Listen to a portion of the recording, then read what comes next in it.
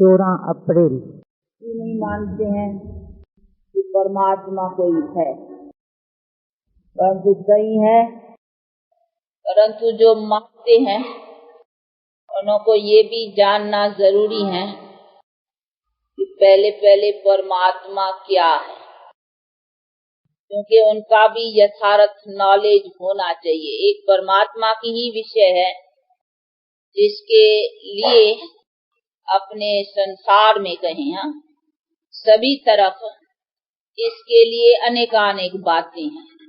कोई परमात्मा के लिए कुछ बतलाते हैं, कोई परमात्मा के लिए कुछ, कोई कैसा कोई कैसा। जो अगर मानते हैं तो फिर उसके लिए अनेकानेक विचार है। अभी ये भी समझने की बात है कि जो चीज है और मानी जाती है तो उनकी नॉलेज भी जरूर होनी चाहिए। अगर कई इनके लिए विचार हैं तो ये भी समझना चाहिए कि ये कोई मुंझी हुई बात है। क्यों एक चीज के ऊपर इतने विचार क्यों होने चाहिए? एक आदमी है, ये फलाना है, जैसा है जो है उसके लिए सबके पास एक ही होना चाहिए। भाई ये लॉजी है, इसका ऑक्यूपेशन क्या है, ये कौन है, ये क्या करता है, तो उनका एक ही सबके पास नॉलेज होना चाहिए ना, यानी उनका परिचय। ऐसे तो नहीं कहेंगे, नहीं कोई कहेंगे नहीं ये ऐसा नहीं है, ये ऐसा नहीं है। एक ही चीज के लिए इतने विचार क्यों होना चाहिए? जो अगर है इतने विचार तो ये समझना चाहिए उस बात में कुछ रोला है, यानी उन बात को यथार्थ जाना नहीं गया हुआ है। अब ये भी समझने की बात है कि जिस विषय के ऊपर, परमात्मा की जानकारी के विषय के ऊपर इतना अनेक विचार है, अभी इसकी जानकारी यथार्थ कौन देवे कि आखिर भी वो कौन है?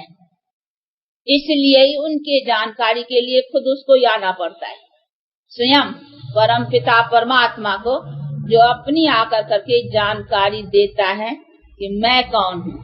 इसीलिए उसने कहा है कि जब जब ऐसा अधर्म, यानी इस चीज का अज्ञान हो जाता है कि मनुष्य न मुझे जानते हैं न अपने को जानते हैं, क्योंकि अपने को भी जानेंगे कैसे? मेरे द्वारा ही उनका नॉलेज, यानी अपने का, यानी मनुष्य का भी नॉलेज, मनुष्य को अपना पता भी मेरे द्वारा पढ़ने का है और मेरा पता भी मेरे द्वारा, कि मेरा तो कोई क्रिएटर नहीं है ना जो मेरा पता दे। अगर मेरा भी क्रिएटर, अगर क्रिएटर के ऊपर क्रिएटर, जो आखिर तो कोई रहेगा जिसका कोई क्रिएटर नहीं है, तो उसको ही तो गॉड कहेंगे ना। इसीलिए बाप कहते हैं कि मैं वो हूँ जिसका कोई क्रिएटर नहीं है। तो मैं तो क्रिएटर किसका हूँ? मनुष्य आत्माओं का। आत्माएं भी वास्तव कर करके अनादि हैं, कोई उनका भी कोई क्रिएटर नहीं है, परंतु फिर भी कहा जाता है कि मनुष्य आत्माओं का क्रिएटर गिना जाता हूँ, इसी ख्याल से कि मैं आकर करके आत्माओं को अपनी कंप्लीट प्यूरिफाइड स्टेज जो है उसी पर ले आता हूँ। तो प्यूरिफाइड बनाना आत्माओं को, ये मेरा काम है, इसीलिए मैं क्रिएटर गाया हुआ हूँ। बाकी ऐसे नहीं है कि कभी आत्माएं भी नहीं है। आत्मा भी इमॉर्टल चीज है, परमात्मा भी इमॉर्टल चीज है, लेकिन ये दोनों ही अनादि हैं। तो दोनों अनादि अविनाशी होने के नाते जैसे परमात्मा का कोई क्रिएटर नहीं है, वैसे आत्माओं का भी कोई क्रिएटर नहीं है। वैसे तो इस मनुष्य सृष्टि का भी कोई क्रिएटर नहीं है, यानी मनुष्य भी अनादि है। तो ऐसे तो कोई चीज का कोई क्रिएटर हुआ ही नहीं, परंतु फिर भी जो उसको क्रिएटर कहा जाता है वो उसी नाते कहा जाता है कि वो आकर करके हम मनुष्य आत्माओं को, हमारी जो कंप्लीट स्टेज है, जिसको प्यूरिफाइड स्टेज कहा जाए, उसी पर ले आता है। इसीलिए हमारे में प्यूरिफिकेशन भरने के कारण उनको उनका क्रिएटर कहा जाता है कि मनुष्य की जीवन की जो स्टेज कंप्लीट है उसी पर मनुष्य आत्मा को ले आता है। तो इसी नाते उनको कहा ही जाता है न्यू वर्ल्ड का क्रिएटर। वैसे वर्ल्ड तो अनादि है, ऐसे नहीं कि कभी वर्ल्ड है ही नहीं, वर्ल्ड अनादि है, परंतु वो आकर करके मनुष्य को इसी तरीके से नया बनाता है। ये पुराने हो गए न, अभी हम सब देखो ओल्ड हो गए, पुराने, उसका मतलब ही है आयरन एजेड वर्ल्ड अभी है, जिसको कहा ही जाएगा पुरानी दुनिया। तो हम सब अभी पुराने तमो प्रधान हो गए हैं। अभी बाप आकर करके फिर हमको सतो प्रधान बनाते हैं, इसीलिए उनको कहा जाता है नई दुनिया अथवा नई दुनिया का क्रिएटर। बाकी ऐसे नहीं, दुनिया ही नहीं है। तो ये भी चीजें समझने की है कि उसको क्रिएटर इसी नाते कहा जाता है। पर तो ये समझना कि जो परमात्मा इसी सभी बातों का जो यथार्थ नॉलेज है वो ही आकर के देते हैं। इसीलिए इस सभी बातों का निर्णय यथार्थ कि परमात्मा क्या है और हम मनुष्य आत्माएं क्या है और ये मनुष्यों के सृष्टि का चक्कर भी कैसे चलता है, इन सभी बातों की यथार्थ नॉलेज वो नॉलेजफुल गॉड ही जो है ना वो आकर करके देते हैं। इसीलिए उनको नॉलेजफुल भी कहते हैं, क्रिएटर भी कहा जाता है और हिंदी में भी कहते हैं पतित को पावन करने वाला, दुख हरता, सुख करता। ये सभी महिमा उनको दी जाती हैं। अभी जिसको दी जाती है उसको भी समझना चाहिए ना वो कौन सी चीज है। उनको भी कहेंगे सुप्रीम सोल, वो भी सोल है। अभी उनको जो कहीं समझते हैं सर्वव्यापी, अभी सोल को तो सर्वव्यापी कह नहीं सकते हैं ना। ये भी चीज समझने की है कि वो कौन सी चीज है। जैसे हम आत्मा है तो आत्मा अपने शरीर में, हर एक की आत्मा अपने अपने शरीर में अपनी अपनी आत्मा है। ऐसे नहीं है कि सबकी आत्मा एक ही है। अगर एक ही आत्मा होती तो सबके संस्कार, सबकी एक्टिविटी एक ही हो जाती, परंतु नहीं, जितने मनुष्य है इतनी आत्माएं हैं। तो आत्माएं कहेंगे, सोल्स, यानी बहुत जितने मनुष्य आज दुनिया में जितनी संख्या है इतने आत्माएं हैं। तो ये भी समझने की बातें हैं, एक आत्मा तो नहीं है ना। तो परमात्मा भी जो चीज है वो भी तो सोल ही है ना। तो सोल जिस चीज को कहा जाता है और उनका है भी, वो शास्त्रों में भी है कि ज्योतिर्लिंगम आकारी, जिसका या अपने अनुभव के आधार पर चित्र भी निकाला हुआ है। ये नहीं है सामने, क्या और थोड़ा आगे ले आओ। तो परम पिता परमात्मा जिसको कहा जाता है, ये कहा ही जाता है उस सुप्रीम सोल को। तो निराकार परमात्मा जिसको कहें, जिसकी प्रतिमा भी हमारे भारत में भी ये शिवलिंग की जो प्रतिमा है वास्तव कर करके, ये जो रामेश्वर की आप लोगों ने मूर्ति देखी होंगी, ये राम बैठ कर करके भी शिवलिंग का पूजन कर रहा है। और कई चित्रों में आप देखेंगे सभी देवताएं भी शिवलिंग के आगे रिस्पेक्ट में खड़े हैं अथवा हाथ जोड़ कर करके। तो इससे ये निर्णय होता है कि सभी का ऊंचे में ऊंचा जो है वो वही परम पिता परमात्मा है। तो ये प्रतिमा जो है शिवलिंग की, ये उसी परम पिता परमात्मा की है। तो उनको ही कहा जाता है सुप्रीम सोल अथवा निराकार परमात्मा। तो वो भी तो आकार में है ना, इसको निराकार कहा जाता है। उसका मतलब ये नहीं है कि उनका कोई अपना रूप या अपना कोई भी आकार नहीं है, नहीं, उसको भी कहेंगे। ये यहाँ तो बड़ा दिखाया हुआ है, नहीं तो इसको स्टॉल लाइक को बिंदी, जैसे बिंदी होती है ना वो एकदम, तो उनको काल परंतु ज्योति का, परंतु वो भी चीज है ना। ऐसे तो नहीं है कि ज्योति कोई फर्टाइल है, फैली हुई चीज है जो सब में सर्वव्यापक होंगी। नहीं, फैली हुई कोई चीज नहीं है जो सब में अंदर भी हो बाहर भी हो। जैसे कई समझते हैं कि परमात्मा वो चीज है जैसे सब में व्यापक है। सब में व्यापक कैसे, सोल कैसे सब में भला व्यापक होंगी तो भी सोल है ना। तो परमात्मा भी तो सोल है, परंतु उनको परम आत्मा सुप्रीम सोल कहा जाता है। तो वो चीज सब में व्यापक की तो चीज ही नहीं है ना। तो ये सभी बातें समझने की है कि वो कोई व्यापक चीज होने की चीज नहीं है। पर ऐसे कह सकते हैं, हाँ, सब उनको याद करते हैं, याद सब उसमें, याद सब में व्यापक है, वो बात एक अलग है। बाकी ये चीज सब में व्यापक है, ये चीज व्यापक कैसे हो सकती। इसीलिए जो कहीं समझते हैं परमात्मा सर्वव्यापी है, परंतु ये पहले व्यापक होगा ही कैसे, ये चीज कैसे व्यापक होंगी, बताए तो सही ना कोई। बाकी परमात्मा कोई ऐसी तो चीज नहीं है ना। तो जो ऐसी फर्टाइल चीज हो, फैली हुई, जैसे कई समझते हैं जैसे आकाश है ना, अंदर भी है बाहर भी है, वो आकाश की तरह से फैली हुई कोई चीज है, परंतु नहीं, ऐसी कोई चीज नहीं है। वो उनको कहा जाता है अखंड ज्योति तत्व, जिसको इन्फिनिट लाइट कहा जाता है, जिसमें ये निराकार परम आत्मा भी और हम सब सोल्स रहते हैं। जैसे इस ईथर में हम सब मनुष्य रहते हैं, तो हम ईथर तो नहीं है ना, हम मनुष्य रहने वाले इस ईथर में रहते हैं। इसी तरह से अखंड ज्योति तत्व में, जिसको इन्फिनिट लाइट अंग्रेजी में कहा जाता है, उसमें ये सोल, सुप्रीम सोल भी और सब हम आत्माएं रहते हैं। लेकिन हम जो रहने वाली चीज है वो तो सोल है ना। भले सोल भी ज्योति रूप है, ज्योति पर तो लिंगकारी, यानी उनको कहेंगे वो बिंदी, वो अपना संस्कार, हर एक के संस्कार रूप आत्मा है। तो इसीलिए वो सब फैली हुई चीज में, यहाँ फैलाव में आने वाली तो चीज ही नहीं है ना।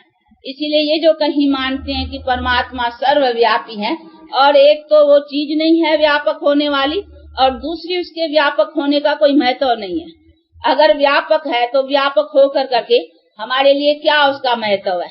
हमारे पास व्यापक होते हम दुख शांति में भी हैं, व्यापक होते आज हमारी दुनिया में कई अधर्मों के काम भी हो रहे हैं, तो क्या परमात्मा के व्यापकता के होते भी और हमारी जीवन गिरती रहे, या हमारे से कोई ऐसे अकर्तव्य काम होते रहे और हम दुख शांति में आते रहे, ये क्या हुआ? उसका व्यापकता का क्या महत्व हुआ? तो मैं तो आज कोई बड़ा आदमी भी कहाँ हाजिर होता है ना, कोई में देखो हमारा प्राइम मिनिस्टर था, तो कोई के हाजिरी में, ऐसे बड़े आदमी में कोई भी ऐसा काम उल्टा हो जाता है तो कहते भाई तुम्हारे हाजिरी में और हमारा देश या हमारी जनता ऐसी दुखी है, तो आपका प्राइम मिनिस्टर बनना या ऐसे होने से फायदा ही क्या है? तो अगर हमारा परमात्मा जो है ही सुखदाता, वो अगर ओमनी प्रेजेंट होता और सब में व्यापक होता, तो ये सोचने की बात है कि उसकी प्रेजेंसी में और हम ऐसे दुख और अशांति, तो उसके प्रेजेंट से फायदा ही क्या हुआ? तब तो कहते उसको, जैसे कोई यहाँ काम नहीं करते तो उसको कहते नहीं मिनिस्टर को उतरो उतरो, देखो वो प्राइम मिनिस्टर पला, कहते उतरो, अरे तू अब संभाल नहीं सकते हो, तू जनता की सेवा ठीक नहीं कर सकते, तो उतरो उतरो। तो अभी अगर गॉड ओमनी प्रेजेंट है और हम ऐसे दुख और अशांति में पड़े हैं, तो उसको भी कहना चाहिए ना, तू प्रेजेंट रह कर करके यहाँ हाजरा हजूर होते, तुम्हारे हमारा क्या फायदा करते हो? इसे तो तुम न होता तो अच्छा होता, तुम्हारी हाजिरी में और हम ऐसे दुखी और अशांत मनुष्य, और हमारे करतूत और ही बिरे, जिसको आज कहते भी है कि भ्रष्टाचार दुनिया, हमारा आचरण इतना बिगड़ता जाए और हमारी दुनिया इतनी दुखी होती जाए, तो फिर गॉड के ओमनी प्रेजेंट होने का फायदा ही क्या है? तो एक तो उनका फायदा नजर, दूसरी वो कोई ऐसी चीज भी नहीं है जो वो चीज बैठ कर करके सब में व्यापक रही। इसीलिए ये भी बातें समझने की हैं कि जिसको परम आत्मा कहा जाता है वो सोल है, उनका अपना नॉलेजफुल, इनमें अपने सभी हम आत्माओं का नॉलेज है कि हम आत्माएं कैसे ऊपर थी, यानी ऊंची थी। ऊपर का मतलब ऐसे नहीं है हम अपने लाइफ में ऊंचे थे और फिर कैसे गिरे हैं, ये सारा हमारे कर्मों के चक्कर का जो है, ये सब इसके पास नॉलेज है, इसीलिए इसको नॉलेजफुल कहा जाता है। और वो अपने टाइम पर आकर करके नॉलेज देते हैं, और फिर आकर के हम मनुष्य आत्माओं को नॉलेज के थ्रू वो हमारे में ताकत भरते हैं, जिससे हमारी जीवन को सुख और शांति प्राप्त करती हैं हम, और ये कराने वाला निमित्त बनता है। तो इनका कर्तव्य हो गया ना, और इनका जो अपना संस्कार है नॉलेज देना और सबका नॉलेज इनके पास रहना, तो वो तो कोई चीज है ना। ऐसे नहीं कहेंगे कि कोई फर्टाइल या फैली हुई कोई चीज है या सब में व्यापक कोई चीज है। अगर व्यापक होती तो सब इसके गुण वाले, जैसा परमात्मा का गुण है तो सभी बास गुण होने चाहिए। गॉड कहा जाता है नॉलेजफुल, तो फिर सब नॉलेजफुल हो जाने चाहिए। बाकी वो व्यापक होकर के बैठ के क्या करता है?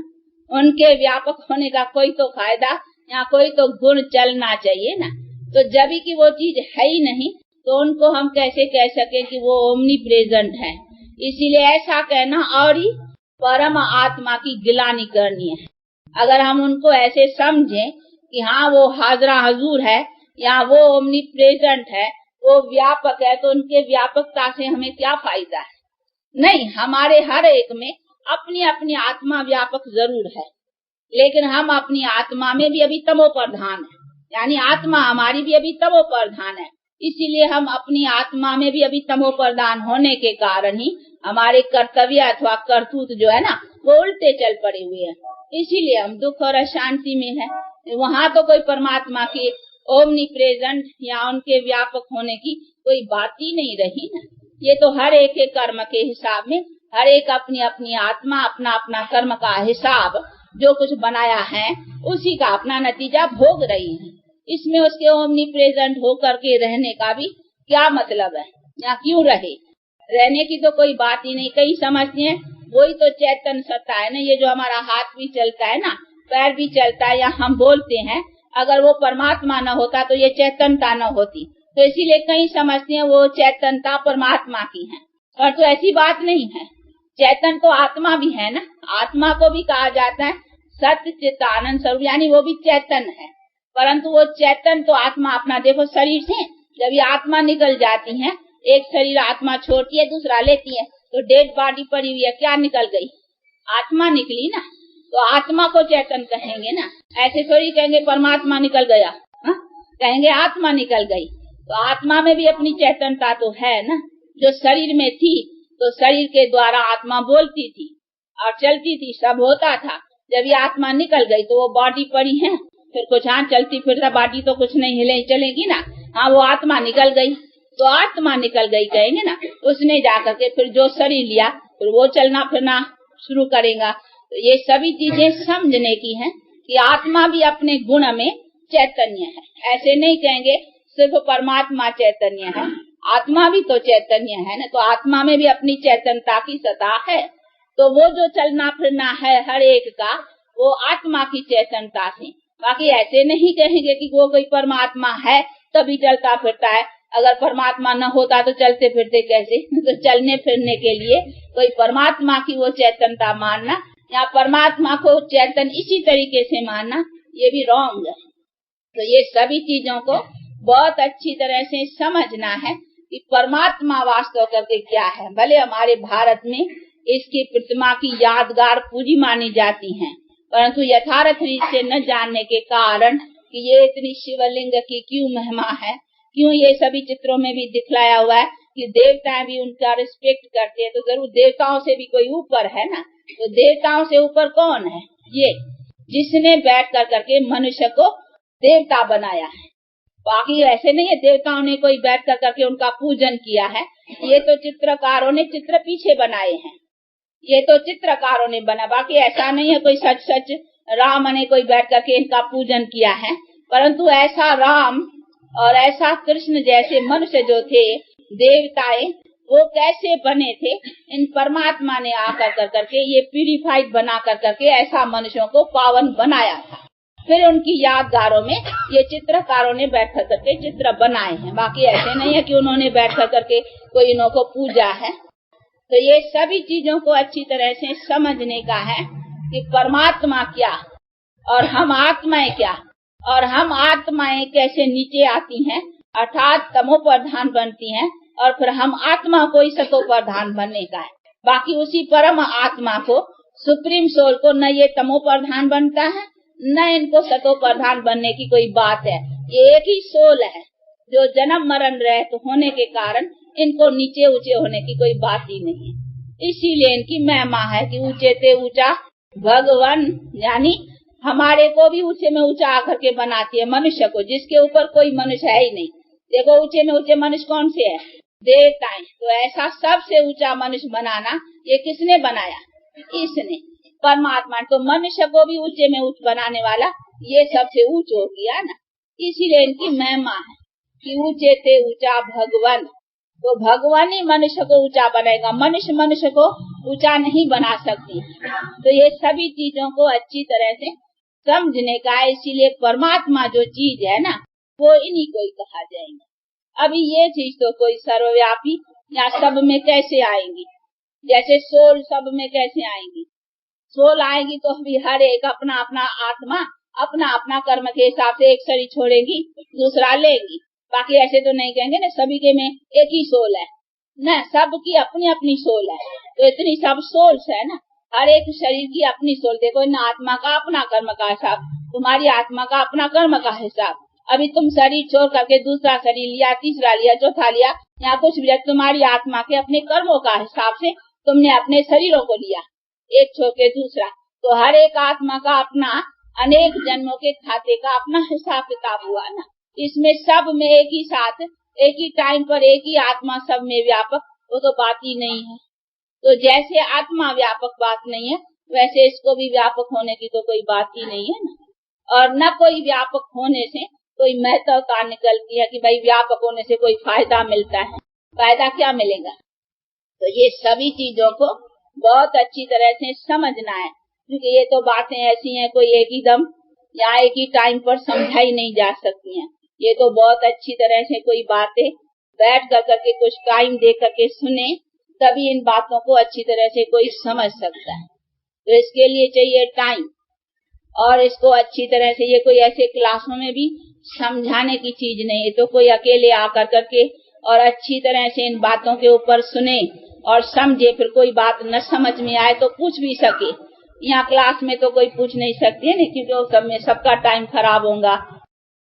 तो ये सभी बातें भी अच्छी तरह से समझने के लिए जरा कोई टाइम अच्छी तरह से दे करके सुने और समझे, तो बहुत अच्छी तरह से समझ सके। क्योंकि ये जो हम बहुत काल से बातें सुनते आए हैं, सिर्फ उसी के आधार पर समझना कि ये बहुत काल तो हम परमात्मा को सर्वव्यापी मानते आए हैं और बहुत काल से हम ऐसे ही कहते आए हैं, तो उसकी माना वही बातें सत्य होंगी?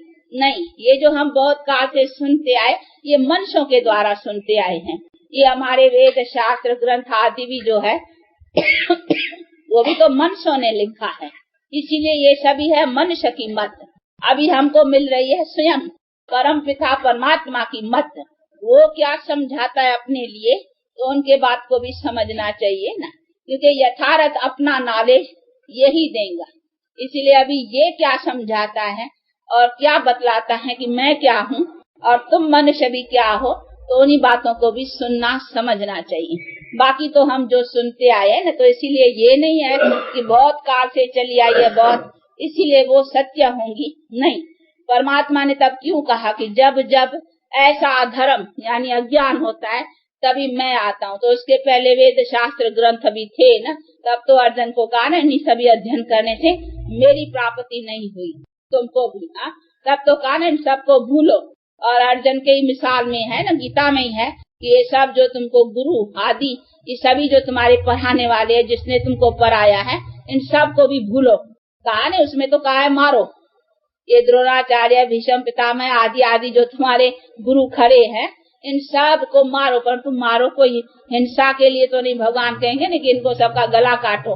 उनका मतलब यही था कि इन सबको भूलो, जो तुमको उन्होंने पढ़ाया सिखाया, तो इन गुरुओं को भी भूलो, और ये मामा काका चाचा बाबा भी भूलो, और जिन्होंने भी जो भी अभी तुम्हारे सब ये रिश्ते हैं, इनको भूल करके अभी मेरे से अपना रिश्ता जोड़ो।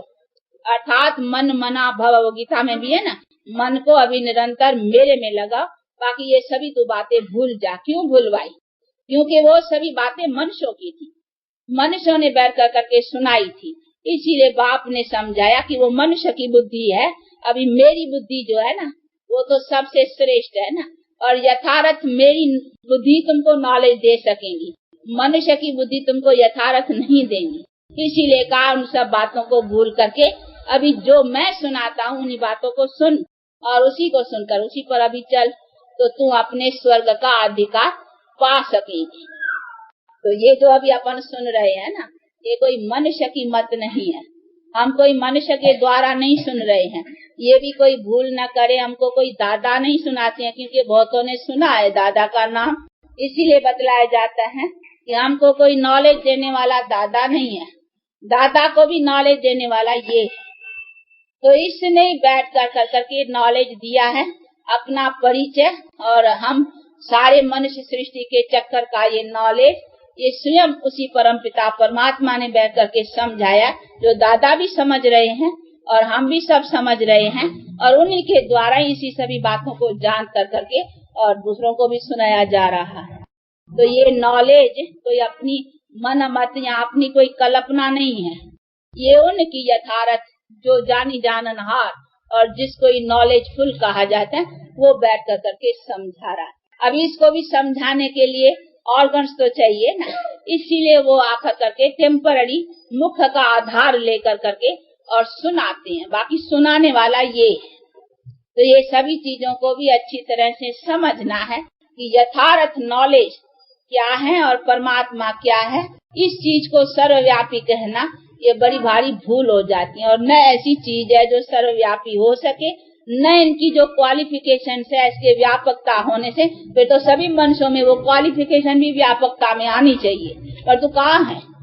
ये तो मनुष्य और ही डिस्क्वालिफाइड बनते जा रहे हैं। अगर ये सब में व्यापक है तो फिर इसकी व्यापकता का महत्व क्या हुआ? तो ये सभी चीजों को, जब भी मनुष्य भी कोई प्रेजेंट रहता है जिस स्थान पर, तो उनको भी खींचा जाता है कि भाई आपकी हाजिरी में ये काम ऐसा नहीं होना चाहिए। तो हमारे इतने परम पूज्य परमात्मा अगर अभी हाजरा हजूर हो, तो इसके हाजिरी में क्यों हमारी दुनिया ऐसी गिरती आई है? फिर तो उनके होने से हमारी दुनिया ऊंची ऊंची चलनी चाहिए, पर तो ऐसे नहीं। तो ये सभी बातें समझने, इसीलिए बाप कहते हैं मैं जब भी आता हूँ तो मैं आकर करके दुनिया को ऊंचा उठाता हूँ। मैं एक ही बार आता हूँ और एक ही टाइम आता हूँ, और वही टाइम आकर कर मैं दुनिया का डिस्ट्रक्शन और कंस्ट्रक्शन का काम करता हूँ। तो उसके कर्तव्य करने का तो बहुत महान महिमा है ना। ऐसे नहीं है कि उनका कर्तव्य कोई सदा ही चलता रहता है। कहीं ऐसे समझते हैं कि उनका काम तो सदा ही, ये सब जो कुछ चल रहा है ना, यही तो परमात्मा की सत्ता से चल रहा है। लेकिन ये सत्ता थोड़ी है जिसमें हम दुख और अशांति, जहाँ हमारी दुनिया दुख शांति में और इतनी अपने यहाँ भ्रष्ट आचरण में चलती जा रही है, उसमें उनकी व्यापकता रखना, ये तो गोया उनकी इंसल्ट ही करना है ना। तो ये सभी चीजों को समझना और यथार्थ अपने पिता को जब तक न जाने तब तक हमारा योग अथवा कनेक्शन उस बाप से हो नहीं सकता। क्योंकि हम परमात्मा कोई देवता को भी नहीं कह सकते हैं, राम कृष्ण आदि को भी परमात्मा नहीं कह सकते हैं, उनको भी देवता कहेंगे। वो तो मनुष्य जो देवताएं थे, जो क्वालिफाइड मनुष्य थे वो थे, बाकी परमात्मा तो इनको कहेंगे ना। तो ये सभी चीजों को समझने का है। इसीलिए परमात्मा का ऑक्यूपेशन और देवताओं का ऑक्यूपेशन, ये सभी बातों को समझना चाहिए। ऐसे नहीं है सब मिल मिला करके एक ही एक था, परमात्मा भी एक ही एक, देवता भी एक ही एक, मनुष्य भी एक ही एक, सब एक ही थोड़ी है। मिनिस्टर भी एक ही एक, गवर्नर भी एक ही एक, सब एक ही एक ऐसा होगा। सबका ऑक्यूपेशन, सबकी पोजीशन, सबका कर्तव्य अपना अपना है। इसीलिए देवताओं का कर्तव्य अपना और परमात्मा का कर्तव्य अपना, और सभी का अपना अपना समझना ही चाहिए। सबको मिला करके एक करने से, यही तो देखो, इसी कारण ही तो हम आज भूल के कारण ही तो दुखी हुए हैं ना। तो इन सभी बातों को अच्छी तरह से समझना है, और समझ कर करके यथार्थ से अगर उससे हम कनेक्शन जोड़ेंगे ना, तभी हमको उनका यथार्थ बल मिलेगा। तो ये सभी चीजें समझने की। अच्छा, अब टाइम हुआ है इसलिए क्लास बंद करते हैं। लेकिन इन बातों को, ये ऐसी विषय है जिसके ऊपर तो बहुत टाइम है, समझने की बातें हैं, क्योंकि बहुत काल से ये बातें चली आई है ना। तो इतनी जो बातें चली आई है उसको अभी परमात्मा फिर राइट वे कैसे समझाते हैं, तो उन बातों को भी तो समझने का टाइम चाहिए। तो इसीलिए कोई नए आए हुए हो तो उन राय है, तो कुछ टाइम देकर करके सुनेंगे, आकर के समझेंगे तो अच्छी तरह से समझ पा सकेंगे।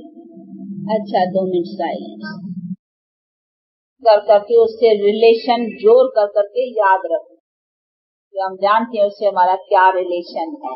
अभी प्रैक्टिकल में उसके साथ रिलेशन में है कि हम उसकी संतान है प्रैक्टिकल, और उनका जो फरमान है बी होली योगी, अर्थात पवित्र रहो, और फिर मेरे साथ मुझे याद भी करो।